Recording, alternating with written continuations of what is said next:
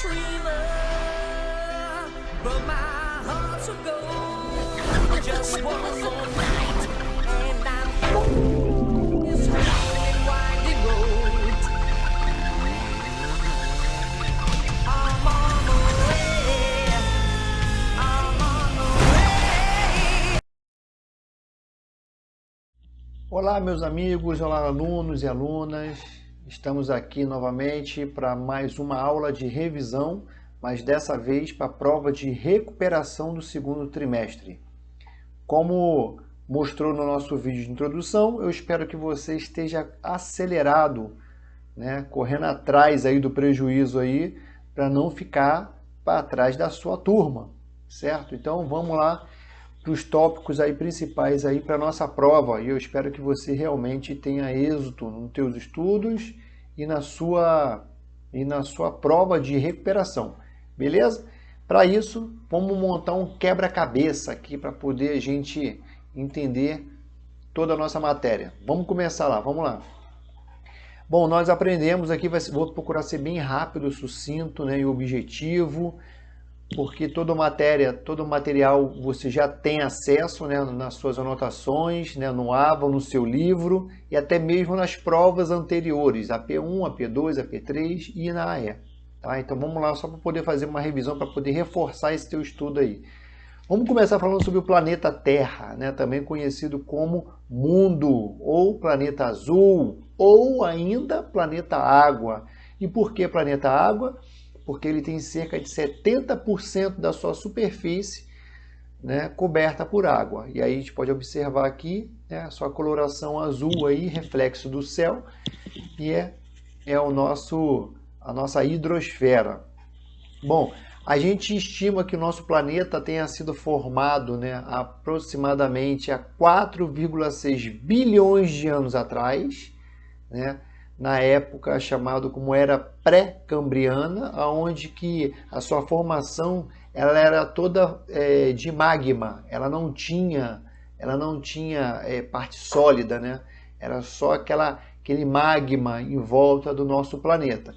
E com o passar do tempo, ele foi solidificando, né? E depois foi criado um bloco único, né? Aquele supercontinente chamado Pangeia, que depois, com seus movimentos, foi se dividindo e formou a Laurásia e a Gondwana, e continua esse processo de formação até a formação atual de hoje, mas que a gente sabe que o planeta continua ainda em transformação, beleza?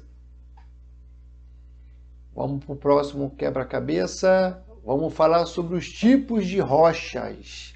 Aprendemos também que o nosso planeta, a nossa litosfera, né, é composta por rochas, né, que é a camada sólida do nosso planeta, onde que ela é bastante explorada, né, em razão dos seus recursos naturais, minerais. E aprendemos que existe 3 tipos de rochas, né? Existe a rocha sedimentar, a metamórfica e a ígnea ou magmática, né? E aprendemos que a ígnea, lá do cantinho lá, né, ou magmática, ela é a rocha mais antiga, que ela é formada da solidificação, do resfriamento do magma, por isso que é rocha magmática.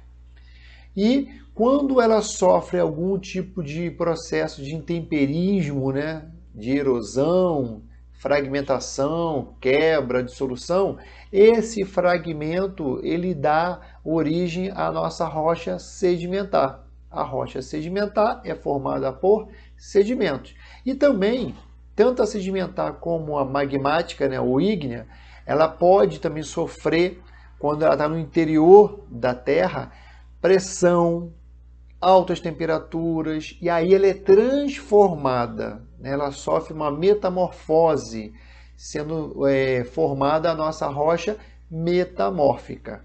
Beleza? Próxima peça. Vamos falar sobre a nossa litosfera, a nossa camada mais superficial, mais externa da Terra, né? É a nossa camada sólida, a nossa litosfera. E aprendemos também que ela não é homogênea. O que isso quer dizer? Ela não é igual. Ela teve origem, né, no resfriamento do magma, né, foi bastante influenciada, né, por processos do tectonismo, transformação, desgaste das rochas originais, e ela acabou sendo constituída, né, por aqueles 3 tipos de rochas que a gente falou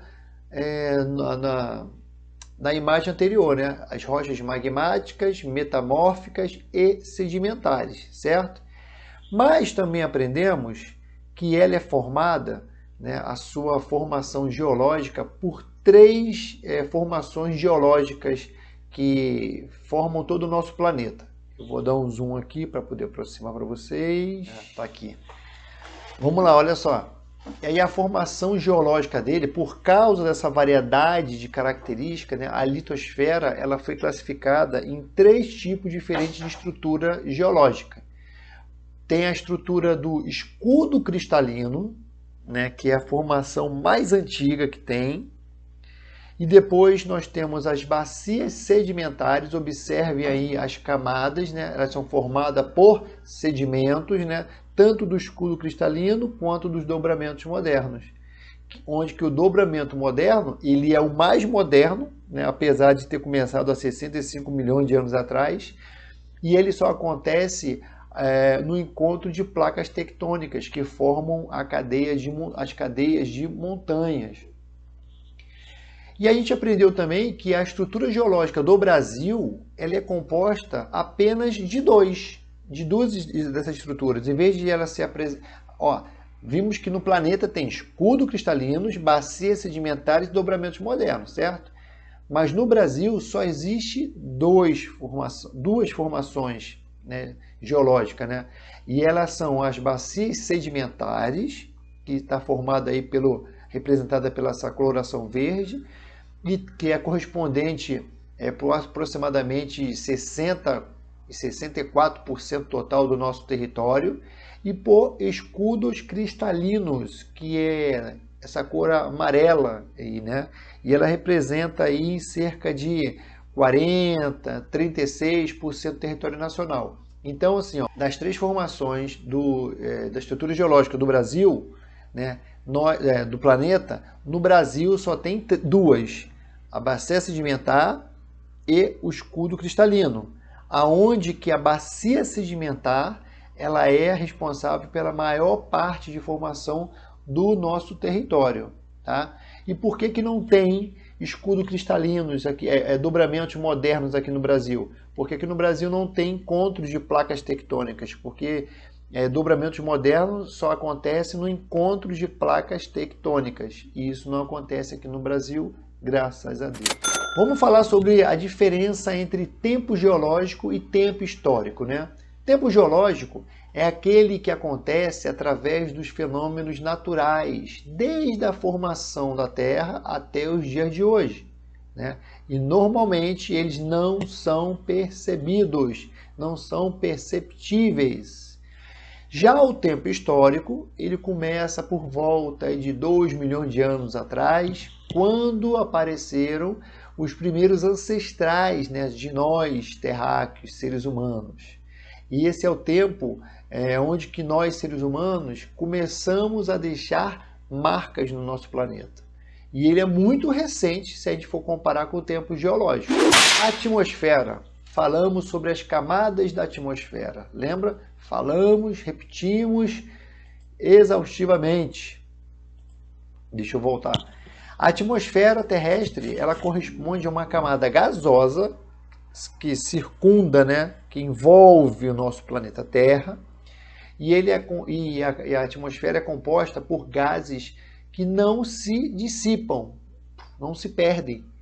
E por que esses gases não se perdem? Por causa da força da gravidade, beleza? Vamos olhar mais de perto aqui as características principais das nossas camadas da nossa atmosfera. A nossa atmosfera ela é composta por 5 camadas, onde que a mais baixa, né, a mais baixa ali é a troposfera, é a camada que acontece os fenômenos meteorológicos, né, como chuva, vento, é onde nós respiramos, certo? Logo acima dela nós temos a camada da estratosfera, onde que nela está a camada de ozônio, é conhecido como o nosso filtro solar. Se a camada da estratosfera tem a camada de ozônio, é ali que é filtrado todos os raios ultravioletas. Então essa camada é bem quente. Essa camada é bem quente. Em cima da atmosfera, da estratosfera, vem a mesosfera. E a mesosfera é a camada que nos protege dos meteoros. É a camada mais fria da nossa atmosfera. Acima da mesosfera, temos a termosfera, também, que é conhecido como ionosfera, porque ela tem partículas de íons, eletricidade, né, onde que reflete as ondas eletromagnéticas, onde acontecem as transmissões de rádio. E por último, mas não menos importante, nós temos a exosfera, que é a camada mais externa, né? E ela é a camada que acontece a transição entre a nossa atmosfera e o espaço sideral, né? E as principais funções da nossa atmosfera, dessas 5 camadas aí, né?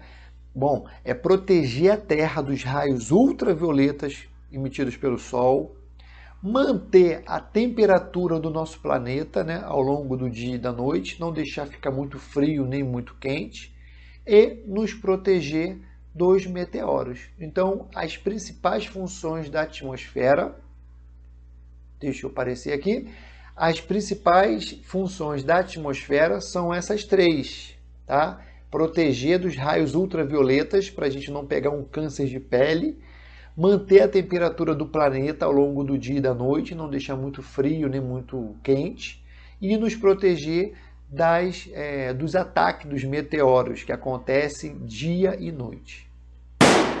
Estrutura interna da Terra. A gente viu que nas aulas que após vários estudos de cientistas, né, estudiosos, através das observações, foi possível afirmar que existem muitas diferenças, né, no interior do nosso planeta Terra, até a parte externa. E com isso foi dividido a Terra em 3 principais camadas, que são a crosta, que é a camada mais superficial da Terra, também conhecido como litosfera. Temos ali, logo abaixo da crosta, o manto, né, que é considerada a camada intermediária entre a crosta e o núcleo. E o núcleo, que é a camada mais interna da Terra e é subdividida em núcleo externo e núcleo interno, onde o núcleo interno é sólido e o núcleo externo ele é viscoso, pastoso, e o núcleo ele é o responsável, por causa do seu movimento, da formação da camada eletromagnética, do campo magnético que acontece em volta da Terra. Unidades do relevo. Vamos lá. A superfície terrestre, também como é conhecida como crosta terrestre ou litosfera, né? Ela é bem dinâmica, está o tempo todo em formação e em transformação, e ele apresenta 4 tipos principais de relevo, que são as montanhas, os planaltos, as planícies e as depressões, né? Vamos falar de cada um deles aqui bem em particular. Primeiro, vamos falar das montanhas. As montanhas são formas de relevo de maior tamanho, né? Pode ser altitude ou altura. Aí no caso aqui, como estou falando de tamanho, então no caso são altura, certo?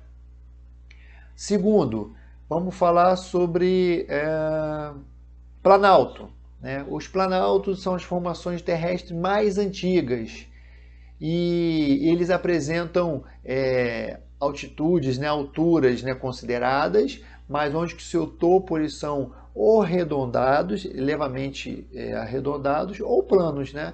Planalto é uma área alta e plana ou levemente arredondado.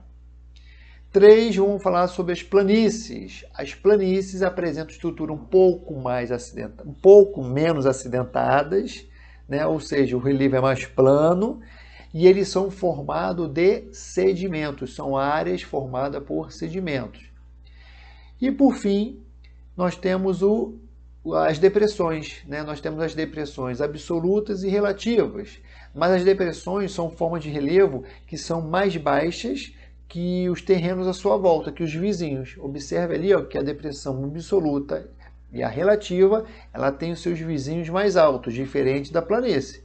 Tá? E a diferença entre a depressão absoluta e da relativa? A absoluta é uma depressão que ela fica abaixo do nível médio do mar. E a depressão relativa, é uma depressão, mas ela fica acima do nível do mar. Tranquilo? Erosão. Vamos lembrar o que é erosão? Erosão, olha o textinho aí, ó.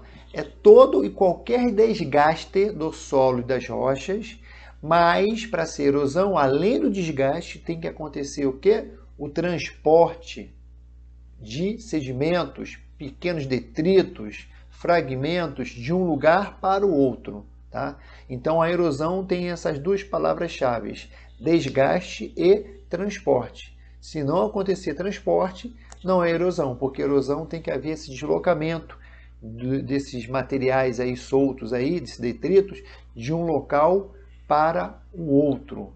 E nós aprendemos também que existem vários tipos de erosões. Vimos a erosão pluvial, né, que é a erosão que é formada pela água da chuva, quando a chuva bate no terreno desprotegido, né, e ele leva, né, esses detritos para outro lugar, e quando é provocado pela água da chuva, é chamado de pluvial. Nós temos a fluvial, que também é um deslocamento, né, desses detritos aí, só que provocado pelas águas dos rios e córregos, né? O que é córrego? Córrego é um rio pequeno.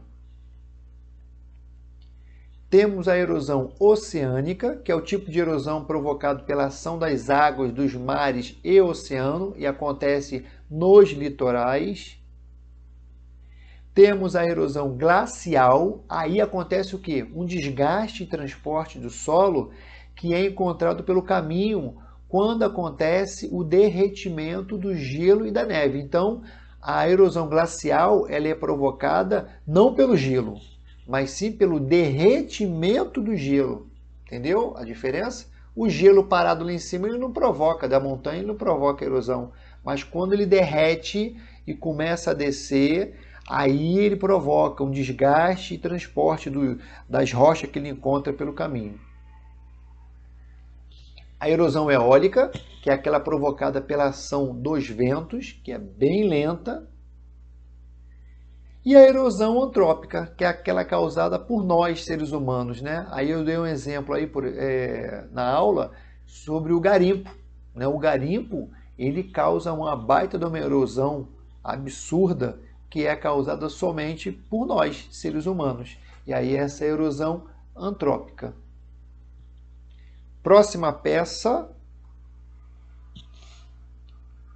Tá, a pergunta é o seguinte: como que a gente representa um clima? A gente aprendeu que a temperatura, a gente consegue representar ela através de um instrumento chamado termômetro. Mas e o clima? Né? Um clima seco, um clima úmido, como é que é representado isso graficamente? Aprendemos que ela é representada através dessa ferramenta aqui chamada climograma, ou seja, climograma ele representa graficamente as variações de temperatura e precipitações durante o período de um ano. Então, climograma ele representa o clima. E como é que a gente lê um climograma? Lembra que eu falei que o climograma ele é formado por barras, né? Ali, ó, nas barras verticais e uma linha na horizontal, aonde que as barras verticais em azul, ela representa as precipitações, né? E a precipitação pode ser granizo, neve, chuva. E a linha horizontal vermelha, ela representa a temperatura em determinado período do ano. E aqui no caso, as letras iniciais representam os meses do ano: janeiro, fevereiro, março, abril, maio e assim vai até dezembro. Tá? Então, por exemplo, nesse climograma eu consigo observar que nesse local no mês de agosto é o mês que mais chove durante o ano, enquanto que o mês de janeiro é o mês que menos chove. E a temperatura não, ali ó, ela já é mais constante, ela varia ali entre 20 e 30 graus durante o ano todo. Aproveitando que estamos falando sobre o clima, vamos lembrar qual é a diferença entre o tempo e o clima, né? Onde nós falamos na sala de aula que o tempo é como se fosse o humor do lugar, ele muda muito rápido, no mesmo dia ou até na mesma hora, enquanto o clima não, é a personalidade, ele demora muito para ser alterado, né?